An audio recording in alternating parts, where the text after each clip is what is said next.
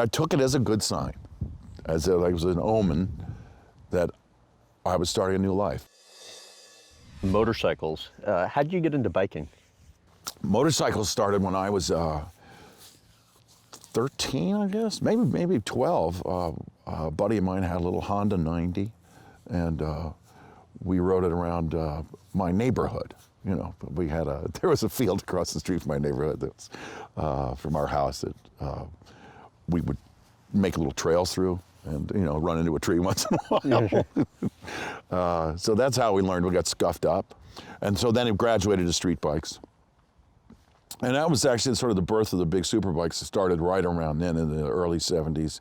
And you biked cross country on many occasions. How about best memory? 3 times I crossed the country on a motorcycle. There are varied experiences on each of the crossings, but the most sort of pivotal one was the first one, which was to go get a job. My first acting job was in San Diego, California. I got the job in New York. My motorcycle was in Florida. So I called my grandmother and said, I have good news. And she said, what, you finally got a job? I said, yes. And I said, I have to drive my motorcycle there. I don't have the money to get on a plane. I think it was $29 then to get on I think it was run by Eastern, what they called the Yellow Bird. Was a 727, and it was a cheap flight one way to Lauderdale. So I went over to LaGuardia, got on the plane. My grandmother said, okay, I'll buy you the ticket. So I got there. I had 50 bucks in my pocket. I got a new chain for my motorcycle and tuned it up and got on it the next day. Drove to Tallahassee, Florida, met with a buddy of mine in Tallahassee, which is a big drive from Lauderdale. It's like, you know, 300, maybe 400 miles. And we had dinner that night, we hung out. I started my journey across country. I made Houston the next day.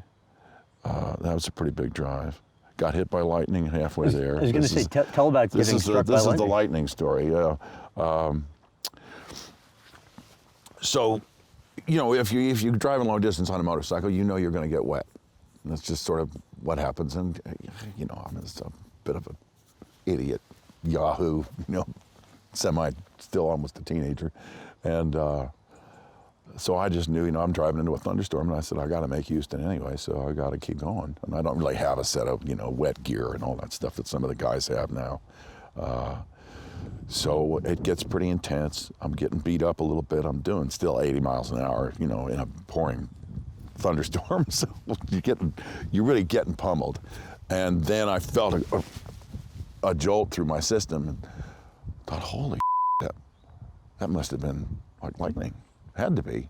And I thought, well, but I'm grounded, you know, because I got my rubber, the rubber of the tire is grounded me, so I'm safe. I realized that I probably just conducted a lightning bolt. So, but I took it as a good sign, as it was an omen that I was starting a new life.